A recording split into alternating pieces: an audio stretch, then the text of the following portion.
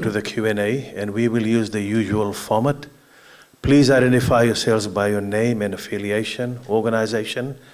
Keep your questions short and to the point so that everyone has an opportunity to have their say. Thanks very much. Nolina Bolivo from Diverse Voices in Action for Equality, or DIVA for Equality, and thank you for tonight. It's been really useful being here. I have several questions that are within my question comment. The first thing is, I really appreciated the reference to referendum culture. Because I think it's very important that we think about the context and conditions within which we're doing this set of work for Fiji as a whole. And one of the things I wanted to say was, it's really shameful, I think, that every time that we bring up the issue of women or women's human rights, that there's a little snigger in the room. And I think we have to become a lot more mature than that and really speak about the fact that this is half of the population of Fiji, and it's not about one or two, sets of engagement or non-engagement. It's about whether or not we have a constitution that is for everyone. And one of the things that we know from the ILO, for instance, the International Labour Organization, is that women around the world do 76% of unpaid care work, and in Asia and the Pacific that rises to 80%. So this is a matter of justice and whether the constitution works for women and girls here in Fiji in all our diversity. So that's the first thing. And I wanted to kind of follow that up with a point which leads to a question, which is, when we're talking about changing a constitution in the middle of what is a really misogynist time, a regressive time, and a heteropatriarchal time around the world, like we know, I can just say the term Trump and everyone knows what I'm talking about, and that's not the only administration. There are elements of Zionism right here in the country. The statistics are frightening, whether it's about elimination of violence against women and girls, sexual and reproductive health and right. We have the lowest levels of women in national legislature leadership in the country. So when we're in this kind of context and conditions, we can do enormous damage just by doing this work of constitutionality without making sure that we're doing it as gender. And the last thing I wanted to say, which is related to that, is that means that, we have experts here, thanks so much. There's been pain and fear, for instance, in the LGBT community in Australia because of the way that a particular set of referendum questions were raised there. There is also, even though it was successful, there was a question around same-sex marriage and an enormous damage to community over a couple of years. And the second one is that the voice of Australia, Indigenous peoples of Australia, First Nations, who we have solidarity with here in the country, what we found there was that it didn't go through, but it also has really damaged community. And so I feel like this referendum culture that one of our chief guests talked about is really important for us to talk about. It's not just about having the right process, the right mechanisms. It's about the ethics and values and principles in which we engage with each other as citizens. So yes, I think a citizens' assembly is very important. And how are we going to pay for this set of resources when our basic needs of health and water and food and housing and EVOR, all the sets of work that we're doing as feminists and human rights defenders around the country, we are already working with government and with our communities. And so we want to know, how will this affect? How much money will this cost to do this? And is it necessary? In what kind of way is it necessary? Why particularly? And thank you very much. I just wanted to say, if we have ambitions for building trust and inclusion, then let's really be serious about that and have more of these dialogues. Thank you very much. Thank you. First of all, Bula, my name is Sandeep Singh. I think I no need to introduce myself, but I'm an investment consultant. I have two questions, just a quick question, because I think the time. One to the Justice Fatiaki and the Attorney General. Who gave the authority to Mr. Narsi to speak about the commission report, which is supposed to be the government, and now we're talking about forming another commission. One commission has made a blunder with the COI, and now we have a second commission which has creating another blunder of coming up with the speculation prematurely talking about what has been done in the electoral reform. So that is very, very bad, and I believe this is very sad that what has happened. Government of the day should take a serious action in regards to this. My question is, the time now, we're coming up the election next year, and we are talking about this. And do you think this is the time that we delay the election and process the constitutional review that we're talking about?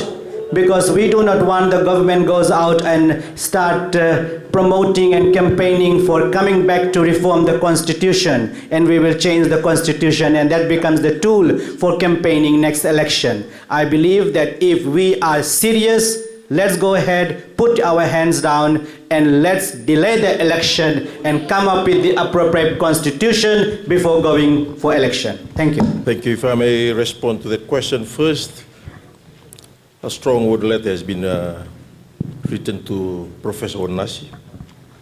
It is within the terms of a contract regarding confidentiality. That was totally out of order. It is still within the public. Government has not made a decision. They were paid to deliver. They deliver the payer a report with bills. Then that's where government comes in, into cabinet, then into parliament. So let's not make judgment of what has been said. Government is yet to make decision. Let me clear that.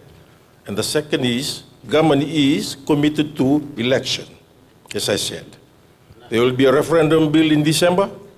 Following that, Prime Minister will announce the members of the Constitution Review Commission next year, so it's a big bang from next year. I think I've responded to your questions. Naka. I will take a question from the gentleman in that corner there on my right. Mr. Rayawa from Rayawa Law. Thank my friend there for raising that issue on the reality of the situation we have, whether we can delay the election or not, if the members of the panel can answer that question. Because that is a crucial point. If we can't delay the election according to the requirements of the Constitution, then all this discussion is hopeless. Because the time for constitutional review, the commission, the setting up of a commission, the setting up of a constitutional assembly requires time. We have about 14 months to work on. That's the deadline. We can't go beyond that if the Constitution doesn't allow it. So let's pick out which particular component is necessary. Constitutional assembly, how long do we need it? If we only have 14 months, then we must start working now. We set the timeline, deadline on when it's supposed to be done.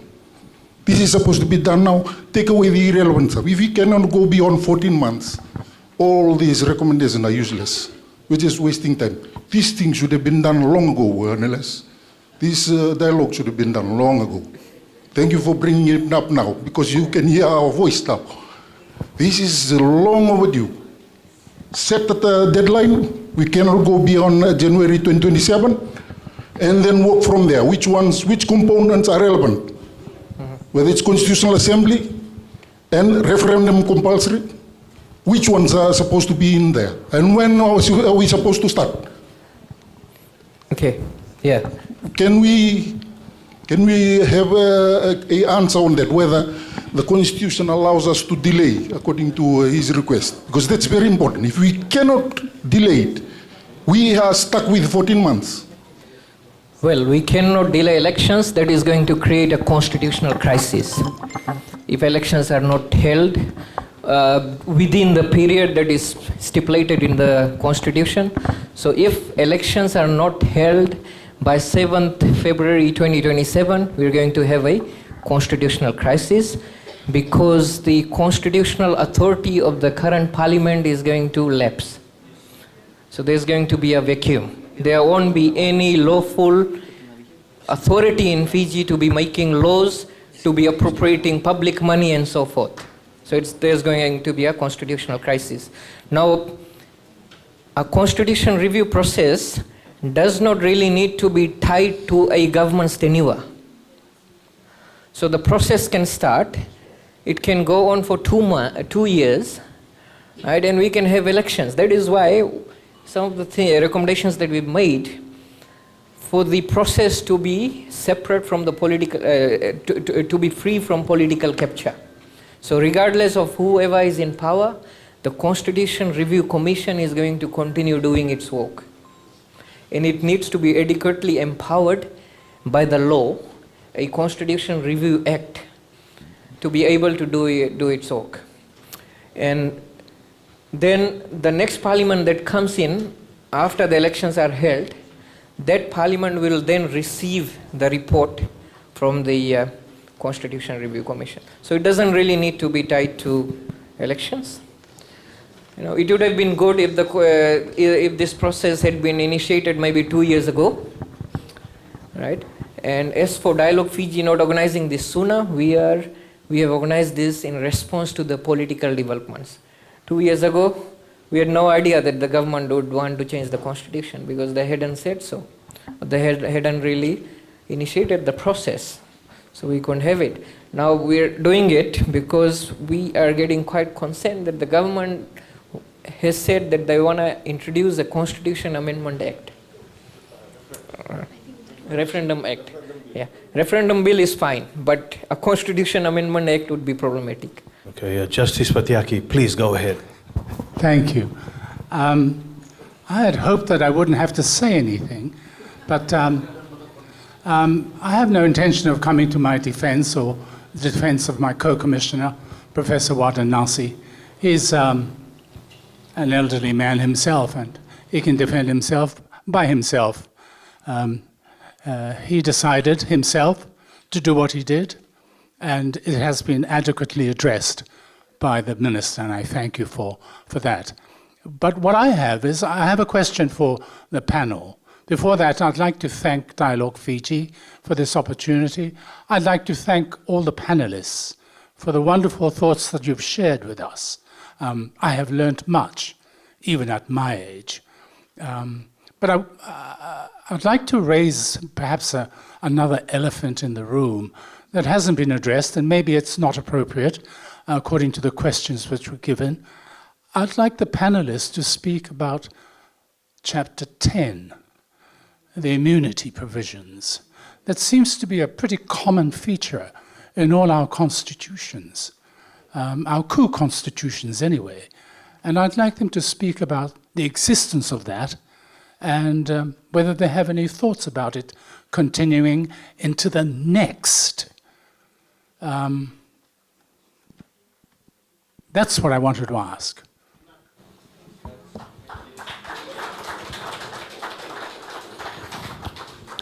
Okay, over to the panelists. Who wants to go first? Anything to do with the Constitution, if you want to change it, you got to go back to the people. Simple as that. Regarding the coalition government, any commitments we've seen, considering the makeup of the government, the coalition government, they've had to deal with a series of challenges. It'd be naive for us to think that no such thing ought to have happened. We live in a perfect world. I don't think that would be the right attitude. We've come out of 8 years of Fiji First administration. The Fijian people have chosen a coalition government. It's come with its challenges, so I don't know whether the government is looking specifically at the immunity provision. For myself, I can say this. If we're going to talk about changing the Constitution, I again reiterate what I said initially. If the people of Fiji want the immunity provisions to go, let them say it. Let's go to a referendum. Let's meet the constitutional requirements. Let's see. Let the people decide. I don't think it's about me. It's certainly not about my views. But if we're going to make it a people's business, then let's go back to the people. Well, I think in a country where the ultimate source of power is the military, it boils down to a matter of, a necessary compromise. And that is how the recent ruling of the Supreme Court also saw it as. The good justices said that in the interest of stability, maintenance of peace and order, it would not be a good idea to water down in any way the immunity provisions that are in the current constitution. So I think that is one compromise that the Fijian society has made. And so we can, of course, take an idealist position on it, normative position on it, but whether it is going to augur well for the country in as far as stability of the country is concerned, or it is going to bring forth a huge crisis, I think that would become the matter of contention, of consideration, sorry.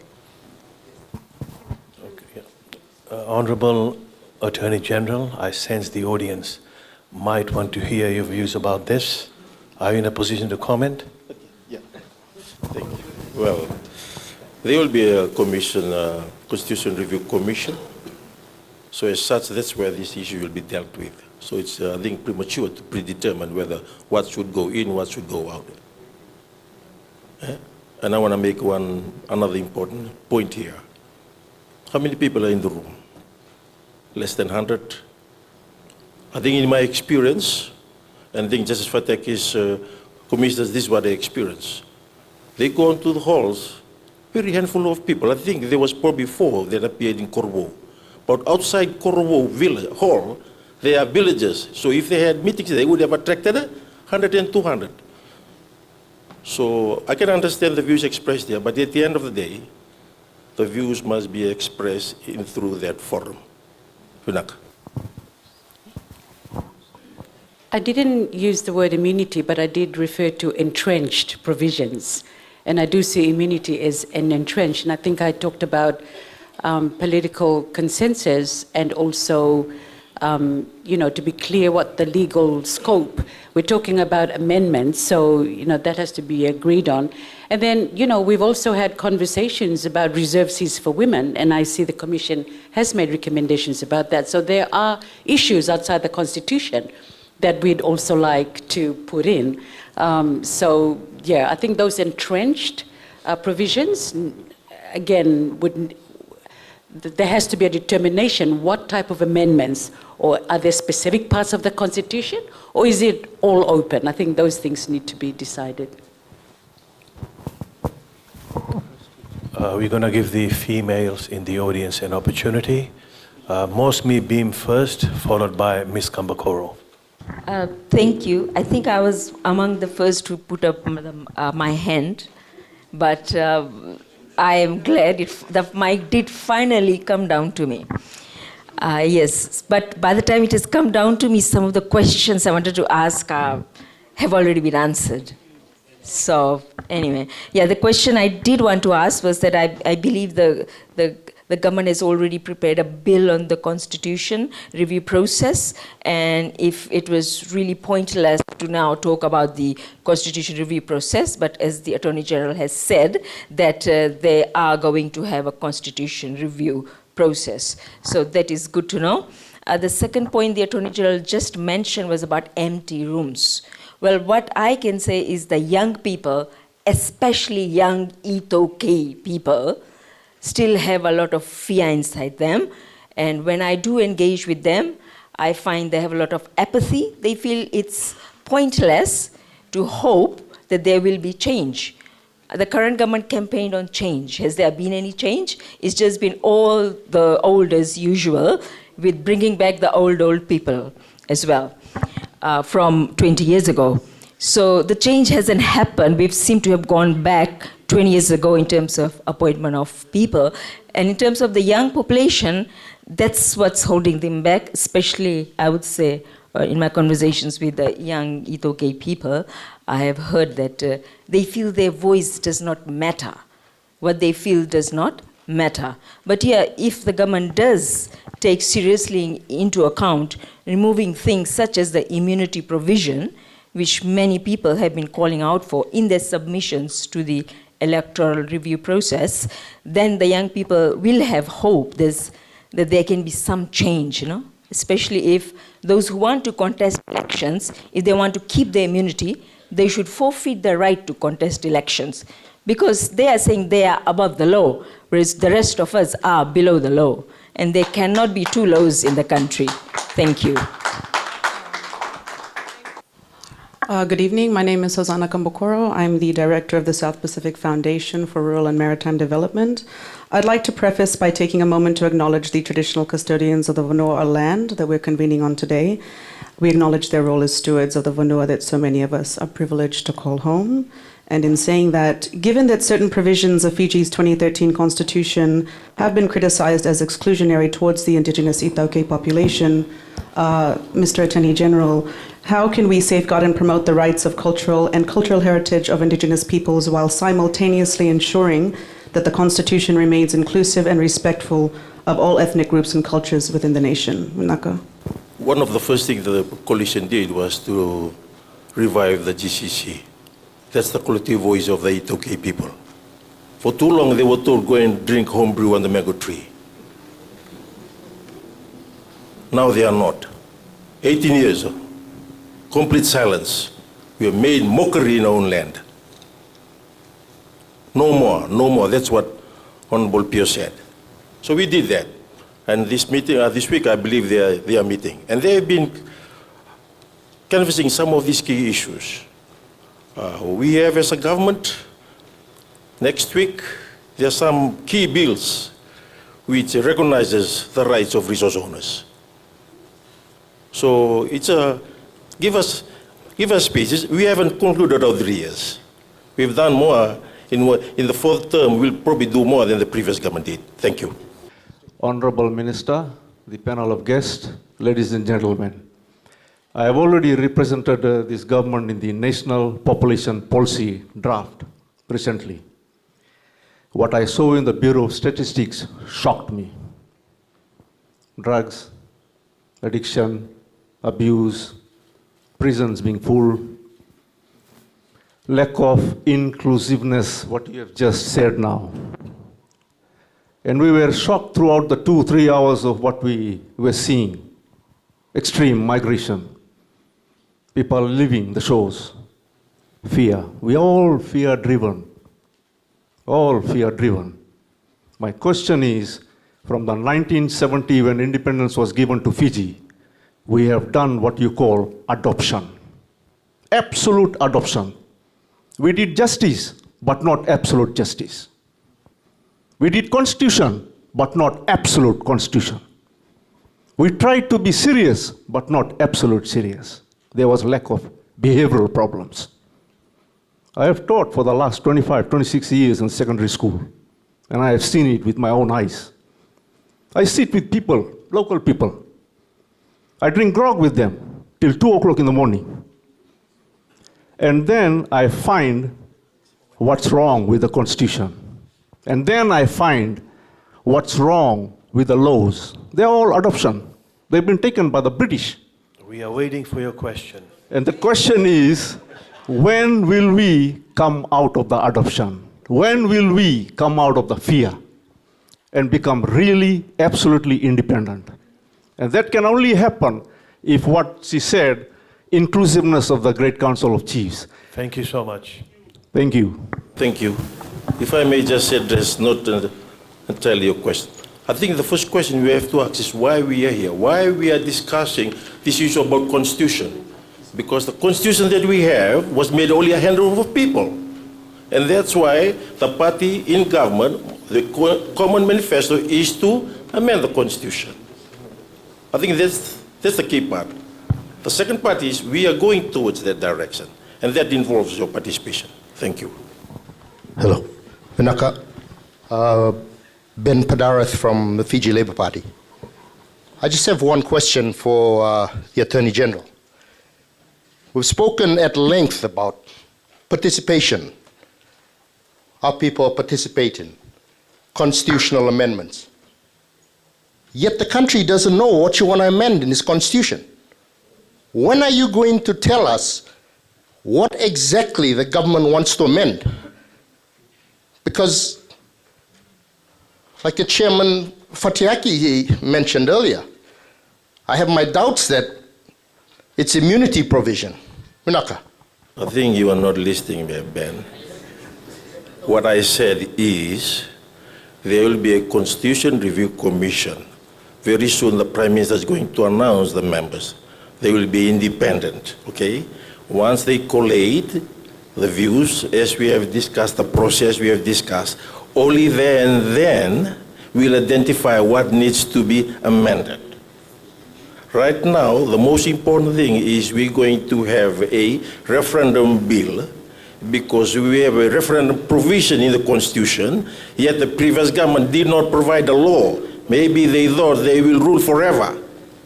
We need that because there are specific purposes in which the government, how it can achieve its purpose through referendum.